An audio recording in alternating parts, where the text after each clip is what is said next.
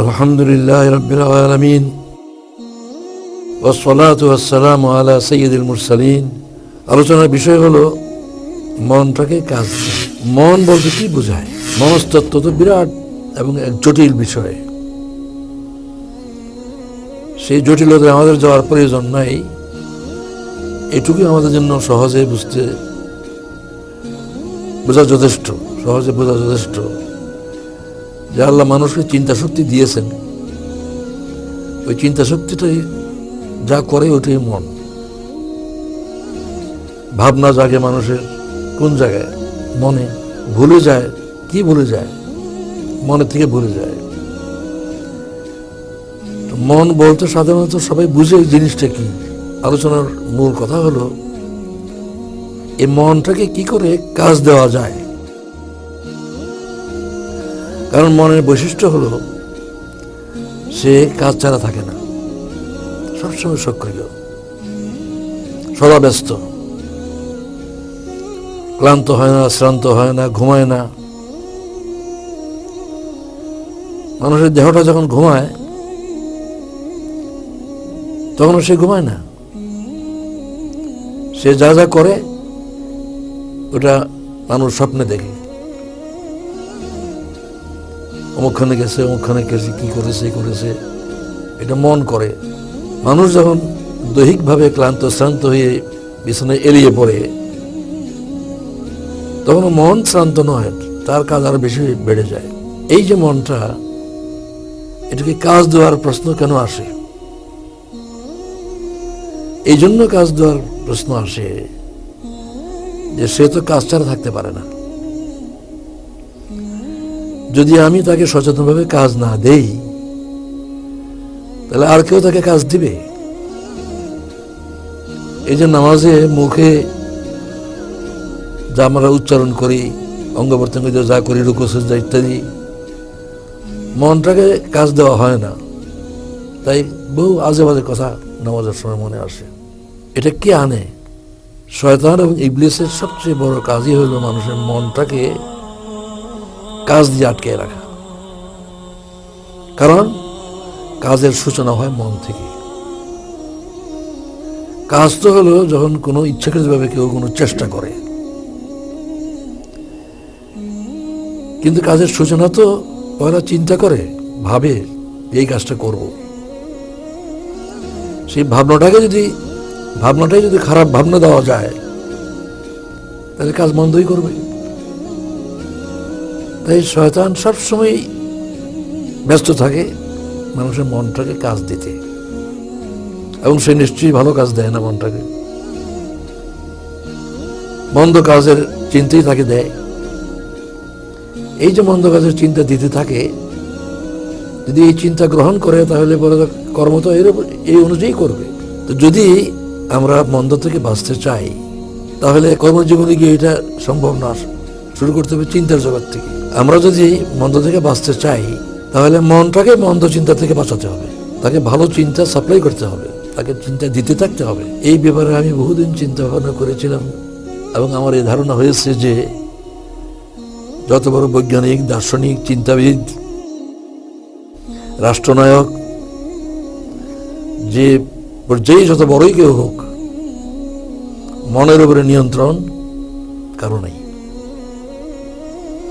তার কর্মক্ষেত্রের জন্য বৈজ্ঞানিকের বিজ্ঞানের ক্ষেত্রে, দার্শনিকের দর্শনের ক্ষেত্রে যা কিছু চিন্তা করে, এই চিন্তা 24 ঘন্টা তো এই চিন্তাই করে না।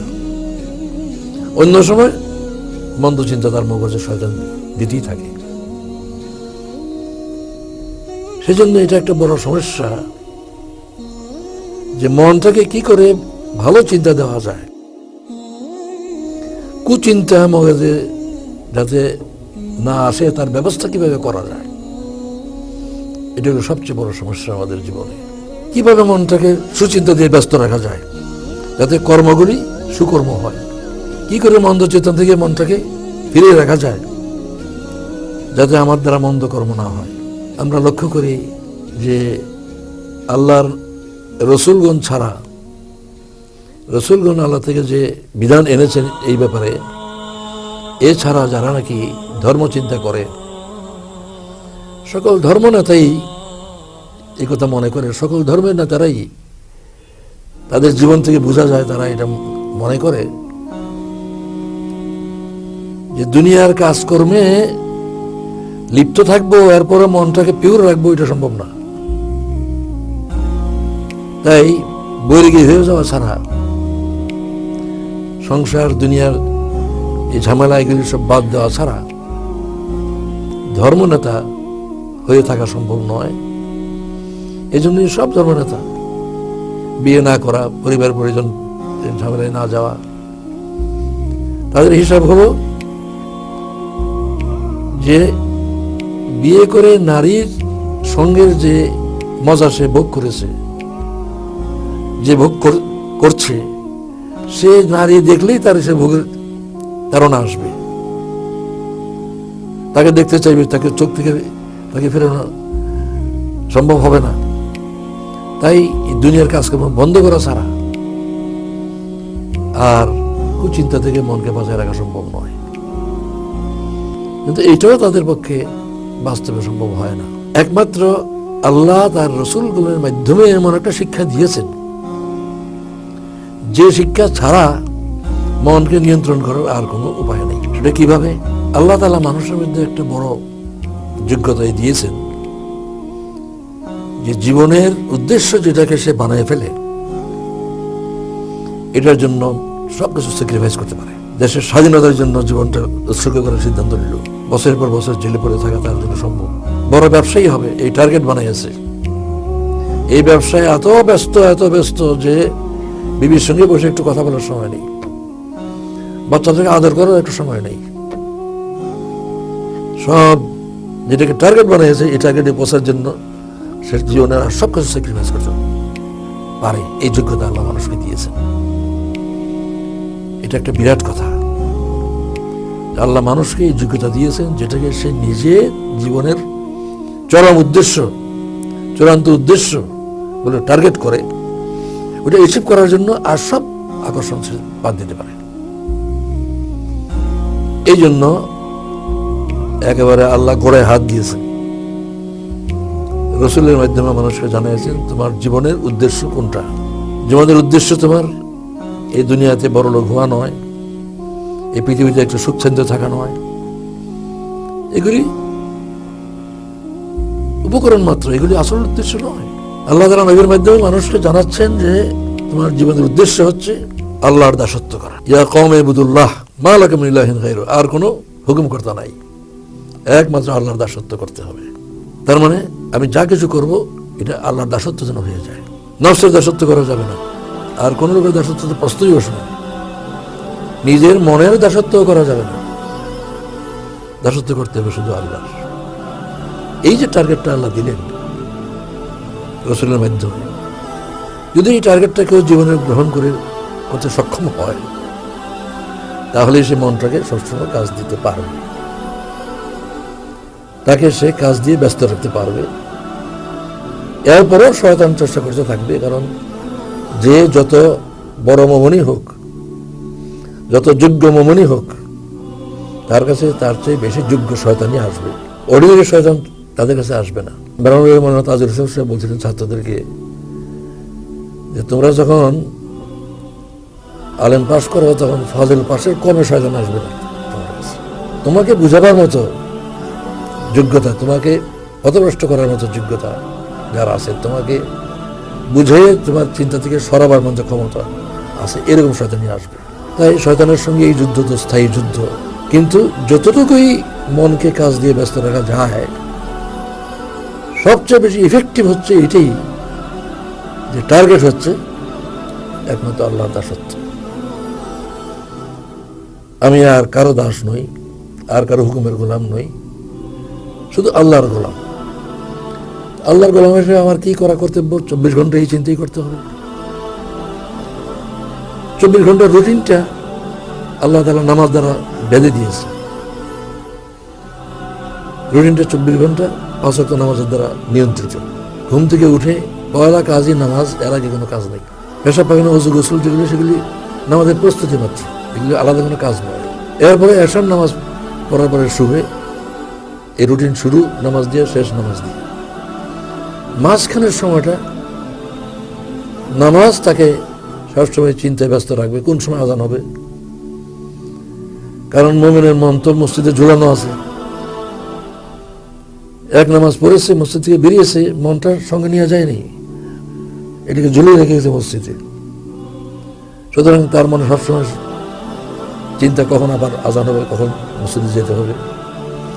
এমন না তো অন্যান্য কাজ ছেড়ে অবসর সময় নামাজ পড়বো না, নামাজ ঠিক জায়গায় রাখতে হবে, নামাজের রুটিন ঠিক থাকবে, অন্য কাজ তার নিয়ন্ত্রণে থাকবে। এক নামাজই তাকে অনেকখানি মনটাকে কাজ দেওয়ার জন্য ব্যস্ত করে রাখবে। আবার নামাজ থেকে বেরোলে পরে আল্লাহর কথা ভুলে যাওয়ার কথা নয়। ফাইযা কুদিয়াতিস সালাতু ফান্তাশিরু ফিল আরদ ওয়াবতাগু মিন ফাদলিল্লাহ ওয়াজকুরুল্লাহ কাসীরা। তখন আরো বেশি করে নামাজের থেকে আরো বেশি করে আল্লাহকে মনে রাখো।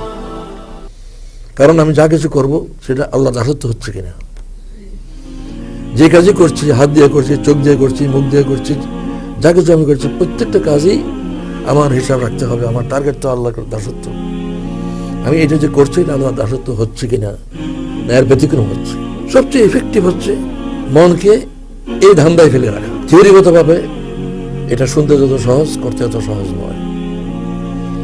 কারণ দুনিয়ার যে সমস্ত আকর্ষণ আছে, সে আকর্ষণ তো তাকে টানলে এই টার্গেট তাকে কথা বলে দিবে যে তোমার এটা ভোগ করা জায়েজ না, জায়েজ না, শরীয়ত মতো করো। ঘুমাবে শরীয়ত মতো ঘুমাও, পেশাব পায়খানা করে শরীয়ত মতো পেশাব পায়খানা করো, স্ত্রীর সঙ্গে মিলিত হবে শরীয়ত মতো করো, তোমার ছেলেকে আদর করবে শরীয়ত মতো করো, ব্যবসা করবে শরীয়ত মতো করো। এইভাবে এই টার্গেটটা যদি নাকি কেউ ঠিক মতো গ্রহণ করতে পারে, তবে এই যতটুকু সম্ভব দুনিয়াতে মনটাকে নিয়ন্ত্রণ করা এটা করতে পারবে। আমরা কাজকর্মের মধ্যে অনেক সময় অবসর হয়ে যাই, কোথাও যাব, টিকিটের জন্য লাইনে দাঁড়াই আছি, গাড়ির জন্য কিউতে দাঁড়াই আছি, কোনো কাজ নাই। এখন এই কাজ নাই যে এই সময়টি হচ্ছে আমাকে ইবলিসের আক্রান্ত হওয়ার সুযোগ।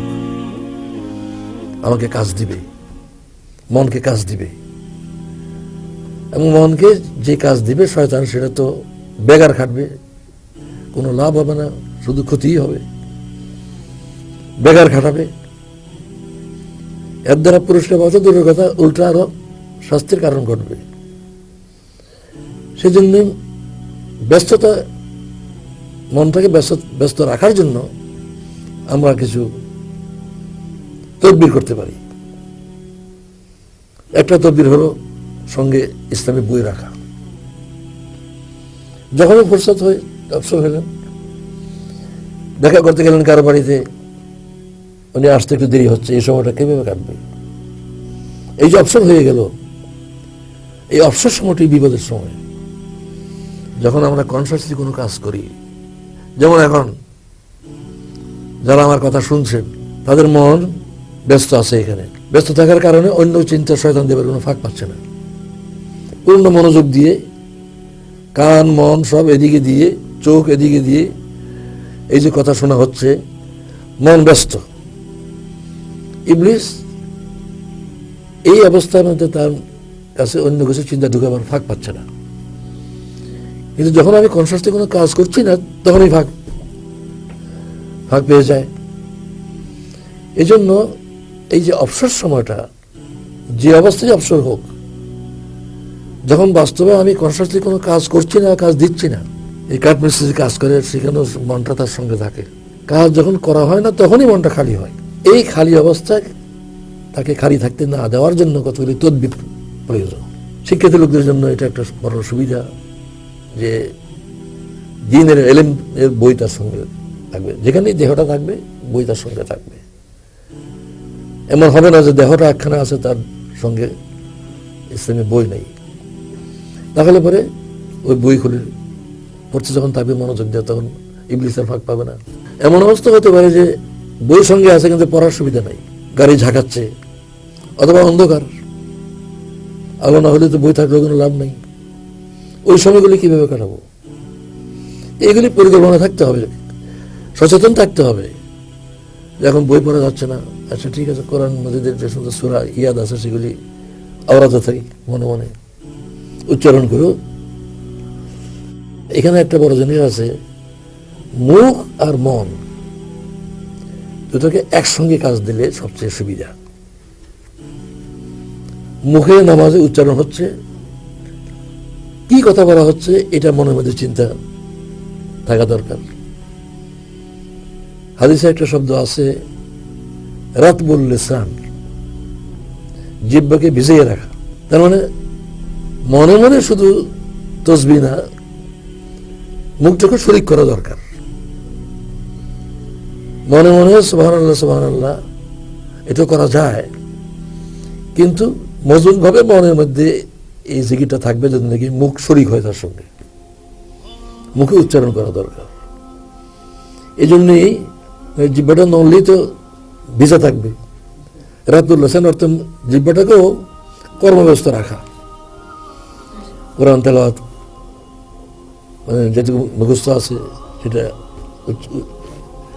উচ্চারণ করতে থাকা, কোনো দোয়া, দরুদ, তসবিহ কোনো না কোনো কিছু দিয়ে মুখ এবং মন দুটাকে একসঙ্গে ব্যস্ত রাখলে নিরাপদ। এটা এমন একটা বিষয় যেটা নাকি বুঝতে সহজ কিন্তু করতে সবচেয়ে কঠিন। এই জন্য সচেতনতা হলো সবচেয়ে গুরুত্বপূর্ণ বিষয়। মন এমন এক সত্তা যাকে যে মুহূর্তে আমি কাজ দেওয়া বন্ধ করব সেই মুহূর্তে সে শয়তানের কর্মী হয়ে যাবে, এবং তার থেকে রক্ষা করতে হবে নিজকে। এই জন্য নামাজের মধ্যে আমরা পড়ি যদি নাকি কি মর্মটা যে এটা খেয়াল নাও হয়, অন্তত উচ্চারণ যে শব্দটা হচ্ছে এটা যেন মন হাজির থাকে, যে মন জানে, মনের অজান্তে যেন উচ্চারণটা না হয়ে যায়। এই যে সাধনা, এই যে চেষ্টা, এটা সাধনারই ব্যাপার। যদি মন সম্বন্ধে এই স্পষ্ট ধারণা আমাদের না থাকে যে এটাকে কাজ দিতে হবে, বেকার থাকতে কিছুতেই দেওয়া যাবে না, তবে এটা করা সম্ভব। এবং এটা সবসময় চেষ্টা করতে থাকতে হবে। চেষ্টায় ঢিলা দেওয়াই বিপদ। পায়খানা করতে পারছে, সেখানে কুচিন্তা ঢোকার সম্ভাবনা আছে।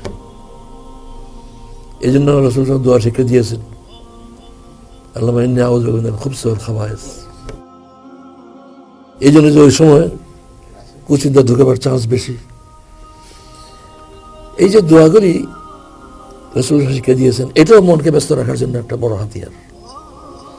যখন যে কাজ করছে, খাওয়া শুরু, খাওয়া শেষ, এর মধ্যে যে দোয়াগুলি আছে, বাজারে হাঁটার সময় দোয়া, ঘুমে যাওয়ার সময় দোয়া, ঘুম থেকে উঠে দোয়া, এই দোয়াগুলো অর্থাৎ আল্লাহকে, মনটাকে আল্লাহর স্মরণ দিয়ে ব্যস্ত রাখা, সুচিন্তা আর আল্লাহর স্মরণ।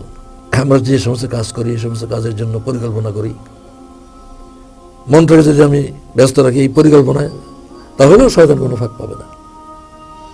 যে কাজ আমাকে করতে হবে, দাওয়াতের দিনের কাজ করতে হবে, সে কাজ কোথায় কোথায় করব, কোথায় কোথায় যাব, এই চিন্তাও যদি নাকি থাকে, তাহলে তো একটা কাজ পাইল, মনে একটা কাজ তো পেল। সবচেয়ে বড় সমস্যা হলো এখানেই যে সে কাজ ছাড়া থাকতেই পারে না। সে বেকার থাকার তার অভ্যাসই নয়। হয় আমি কাজ দেব, না ইবলিস দিবে। তাকে ইবলিসকে কাজ দেওয়ার সুযোগ দেওয়া চলবে না। এটা হচ্ছে বড় কথা। আমি তাকে কাজ দিতে থাকবো, ইবলিসকে কাজ দেওয়ার সুযোগ দেব না। এটা শুনতে যত সহজ, করতে অনেক কঠিন। কারণ দেহ তো আছে সঙ্গে, দেহেতে নফস আছে, আর নফস মানে হচ্ছে দেহের দাবি। আর নফসের কাজই হচ্ছে ইন্নান নাফসা লাআম্মারাতুন বিসসু, মন্দ কাজের হুকুম করতে থাকা তার কাম। নফস কোরআন শরীফে এই যে কথাটা হযরত ইউসুফ আলাইহিস সালামের মুখ দিয়ে যে প্রকাশিত হয়েছে, ইন্নান নাফসা লাআম্মারাতুন বিসসু ওয়া মা উবাররিউ নাফসি, আমার নফসকে আমি বের, পাক, নেক দাবি করি না। আল্লাহ নবী বলছে যে আমি এই দাবি করি না যে আমার নফস পাক সাফ, কারণ ইন্নান নাফসা লাআম্মারাতুন বিসসু, নফসের কামই হচ্ছে কুকাজের হুকুম করতে থাকা, মন্দ কাজের হুকুম করতে থাকা, সু মন্দ। সেজন্য তাকে ফ্রি ছেড়ে যাওয়া যাবে না, তাকে খালি রাখাই যাবে না। খালি রাখলেই ইবলিস তাকে তার কর্মী বানাবে। বিখ্যাত কথাটা তো সবারই জানা, যারা শুনছেন দেখছেন সবাই কথাটা নিশ্চয়ই জানেন। Empty mind is devil's workshop, বিখ্যাত কথা সারা দুনিয়ায় প্রচলিত। Empty mind is devil's workshop, মনটা খালি হয়ে গেল, ইবলিস সেখানে কারখানা বানাবে, সে কাজ করাবে। এই জন্য মন সম্বন্ধে এই সচেতনতা মুমিনের জন্য সবচেয়ে বড় কঠিন কাজ। কোনো মুহূর্ত তো বাদ নাই, কোনো মুহূর্ত, যে মুহূর্তটা একটু অবহেলা হইল, যে মুহূর্ত আল্লাহকে ভুলে গেল, সেই মুহূর্তে কিন্তু গুনাহ। এই যে আল্লাহর চিন্তা মানে কি? যা আল্লাহ পছন্দ করেন তার সে চিন্তা করলে আল্লাহর চিন্তা হলো। এই ব্যাপারটা সবসময় সজাগ থাকা, সচেতন থাকা এবং কোনো অবস্থায় তাকে খালি থাকতে না দেওয়া, এটা সারা জীবনের সাধনা। এমন নয় যে একবার পাশ করে ফেললে সারা যাবে আর কোনো সমস্যা নাই, এমন নয়। ইবলিসের সঙ্গে এটা স্থায়ী যুদ্ধ। সে কাজ দিতে চাবে, আমি কাজ দিতে দিচ্ছি না। এই ব্যাপারে ইবলিস কোনো সময় ক্ষান্ত হবে না। এমন কোনো সময় হবে না যে আমি একবার পাশ করে এসেছি, ইবলিস আর চেষ্টা করবে না। নামাজও এই কথা সত্য এবং সবসময় কথা সত্য। তাই মনটাকে কাজ দেওয়ার ব্যাপারে এটা মানে চেষ্টা, সাধনা, সচেতনতা এগুলি সবসময় খুবই গুরুত্বপূর্ণ এবং জরুরি। ওয়া আখিরু দাওয়ানা আলহামদুলিল্লাহি রাব্বিল আলামিন।